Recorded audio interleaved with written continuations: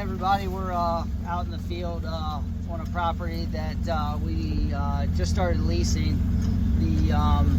It was in conventional ag for years, decades probably. It's about 60 acres total, and about 40 of it tillable, it looks like. So we're checking it out today, and we're going to show you some video of what we're finding and kind of explain why we are leasing it, and we'll just kind of start documenting the journey from transitioning from the conventional row crop to a more regenerative system. So stick along with us for the video.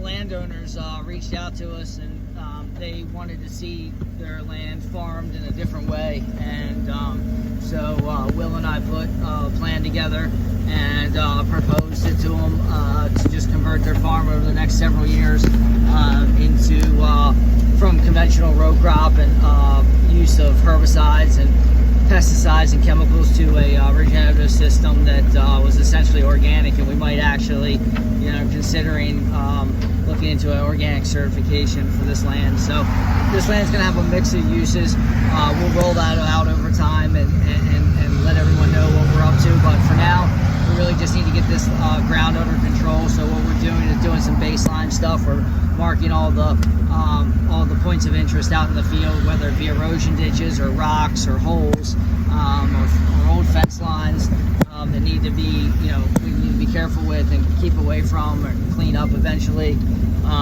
We're going to do soil samples today to get a baseline for that, and we'll tell you all about that when we do those. And then we are going to get the mower over here and get some of these areas under control, and we are going to cover crop the rest. So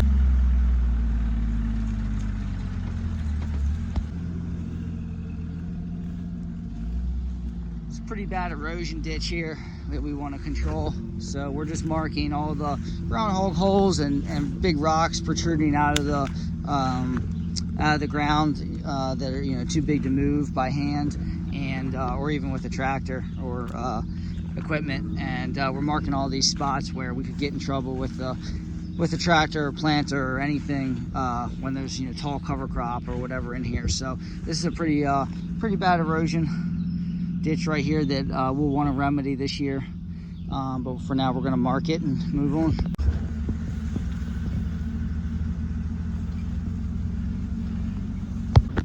So this is another type of spot we're marking here. This is a big groundhog hole.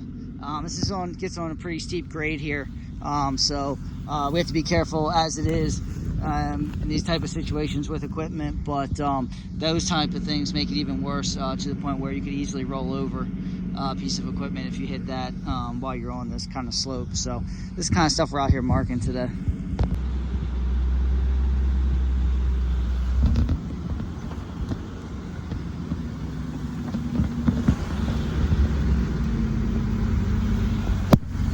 Okay, we're all hooked up and we got the drill behind us. We're going to go down the road, and we're just doing this to avoid another trip with the tractor. This is going to take some time. We only do about 30 miles an hour with the drill back there, and it's like keep the window down for the first mile or two and just listen up for anything that might sound bad. Just take our time and get over there. Running equipment on the roads can be stressful. It's usually bigger than, wider than the lane, and you have to go slow and all that stuff, but it's always interesting. I just had a couple people pass by, and some people wave at you and excited to see you, and others are doing other gestures for whatever reason, like you're ruining their day. So it's always fun putting this equipment on the road. Take it easy out there, guys. Don't be in such a rush.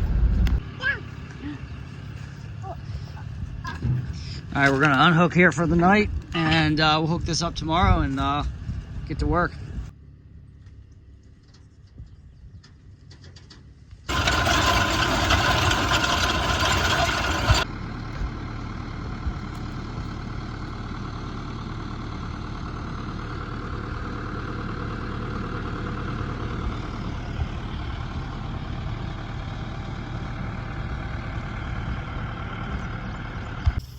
Hey everybody, we are out here in the field, and we're getting this field drilled with some cover crop. We'll go grab the tickets off the bags, the labels off the bags, and give you a rundown of what we're putting out here. But we're just getting this planter dialed in, and we're not real used to, what we're finding is we're not real used to going into hard, bare soil. A lot of the planting we've done in the past has been into perennial pasture, and it is softer, and there's already some vegetation there, and I can tell in the spots here where there's some grass growing, some clogs of grass, that the planter's doing a much better job planting.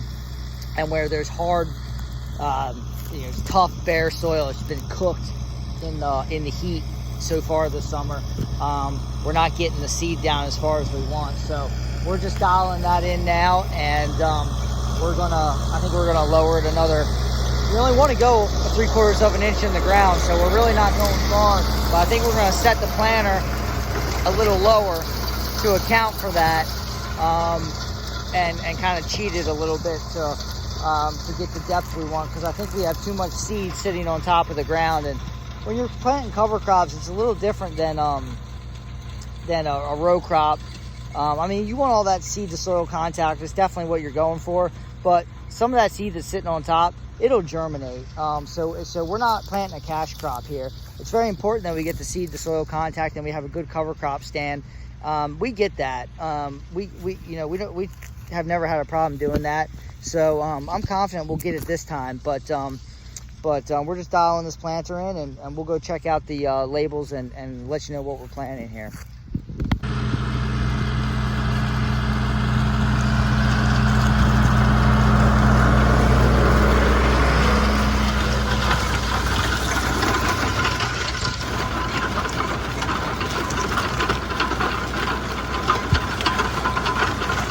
I just found a good spot to show you what I'm talking about here with this seed to soil contact. So you see here we have some sod that's grown up, and just some stuff that we would consider to be good. This dirt here is very easy. It still has some moisture to it, and we can open it up and we can see these seeds down in here getting good seed to soil contact.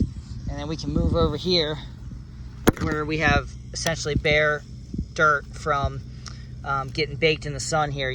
Nothing here to speak of for grass or any kind of cover, and you see these seeds sitting right on top of it. So we're going to notch that planter down a little bit, and to account for these areas. The other areas will be, here's another spot right here, right next to it, with seeds laying on the ground on top. So we're going to try to remedy that here. These are the kind of massive rocks we're dealing with here in this field. So we're just flagging them. It's tough to even flag them, but let's see if we can get it. There we go. I mean, this joker is probably easily the size of a car, maybe bigger. So we're just trying to flag as many as we see, and as many as we can find, and they're not hard to find. So once we get this cover up, it'll be even harder to find. So now that it's bare ground, this is the best time to flag these, and we'll GPS mark them and go from there. That turned me over on the planter here, so we'll see how it goes. We got about 6 more acres left, so not too much for this field here. We got a couple more fields to do. We got the planter dialed in, I think, where we want it pretty well. We got out a bunch of times and checked on things, so feeling pretty good about it now. And I got Reed with me, so we're just gonna watch the sunset here and finish up these last few acres. Earlier in the video, we drove all through here, and it's pretty bad, pretty messy. So you can see we mowed all of this area back here. several acres. We'll plant right into this. We mowed the worst of it. Some of this is okay here. Some of this is standing forage. So we mowed a good amount of it though, and then the landowners asked us to mow a path here up through this area, so we did that, and we're looking good back here. Certainly better than it was a couple days ago when we came over here. Just finishing up here and wanted to show, we did this before we started planting. This tree line had a bunch of limbs down. I think we took some video of it when we initially got in here. But this tree line, you know, was way out here. Limbs, maybe even further, down trees. So we pushed all that back. Just kind of trying to control this hedgerow here, or this wood edge of the woods. So we got a good 30-40 extra feet of field here, and it's nice and clean up against the edge of the field now. And this will be the start of regenerative farming over here on this property. It's pretty exciting, but we have a lot to learn. I'm sure we'll make a lot of mistakes, but we're excited to share the journey with you, and we just appreciate all your support. Thanks, everybody.